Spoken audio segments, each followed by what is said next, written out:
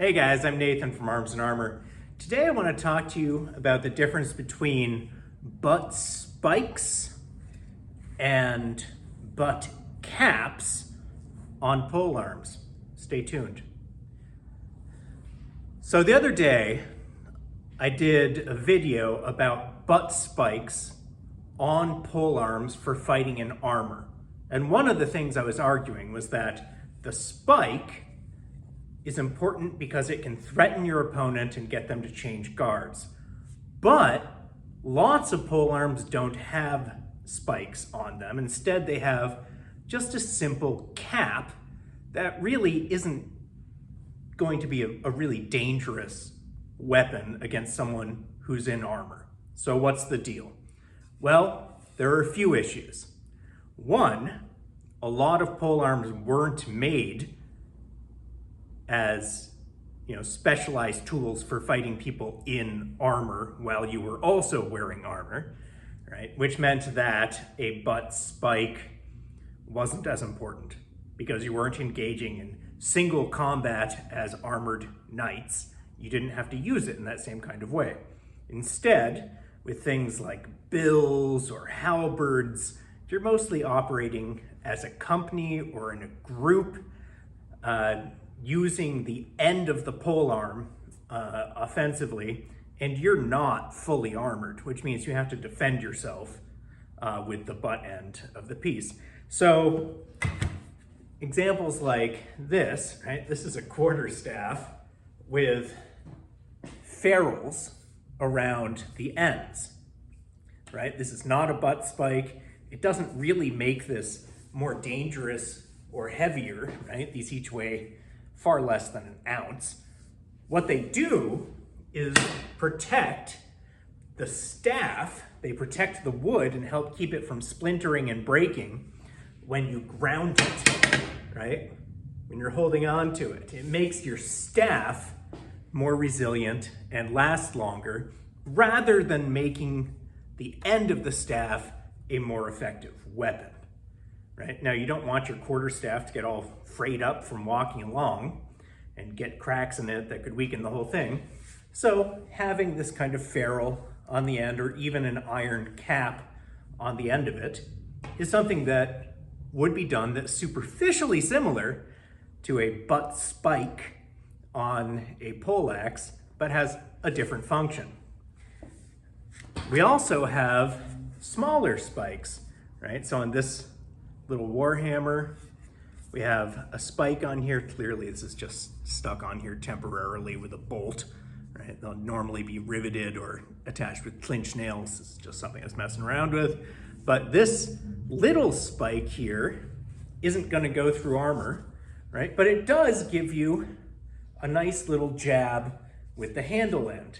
Now this short hammer, right? You probably have a shield, and you might well be mounted if you were using this hammer. And so a shot like that to a less armored opponent is gonna be pretty effective, and you're not gonna need this big long spike on there that could stab yourself, right? Which you don't really want.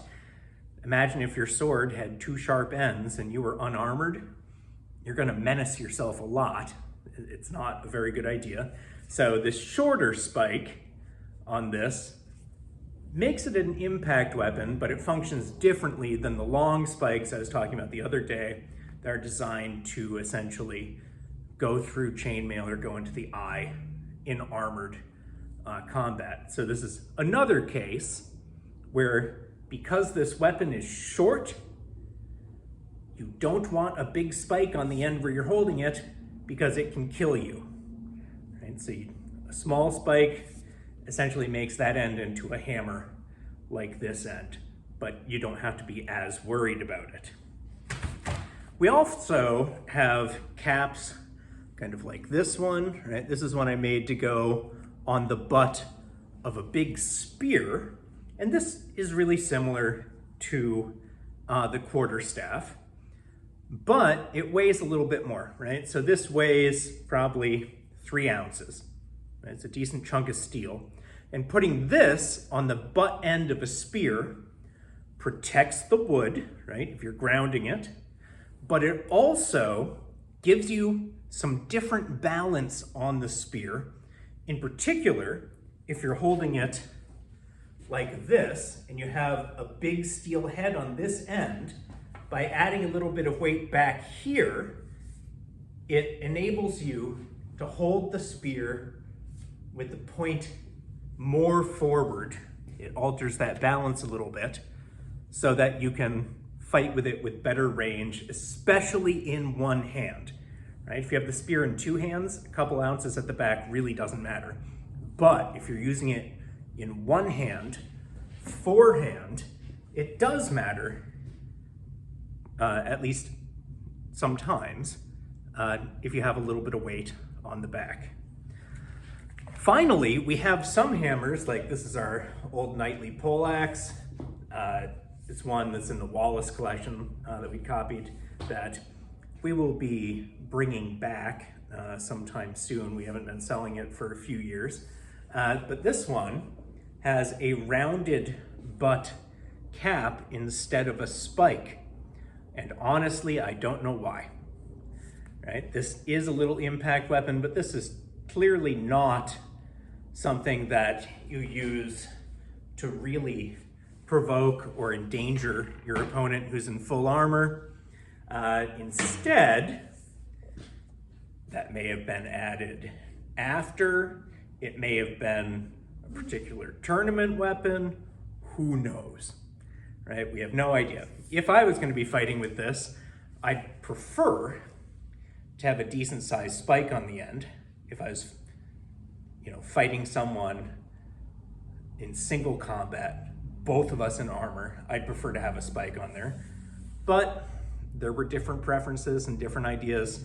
So honestly, there are a bunch like this that are rounded, right? It's still percussive, you can still hit someone with it, but it's not gonna do exactly what I was arguing last week on the blog about what butt spikes were for. So hopefully this gives you some interesting stuff to think about. There's a wide variety of butt spikes, butt caps, and ferrules with offensive uses and conservation purposes, right? To help protect the wood. Some weapons need them, some don't. Some help balance a weapon, and in others, it's really not an issue. So the wide world of butt caps and butt spikes, there's a lot of reasons for them.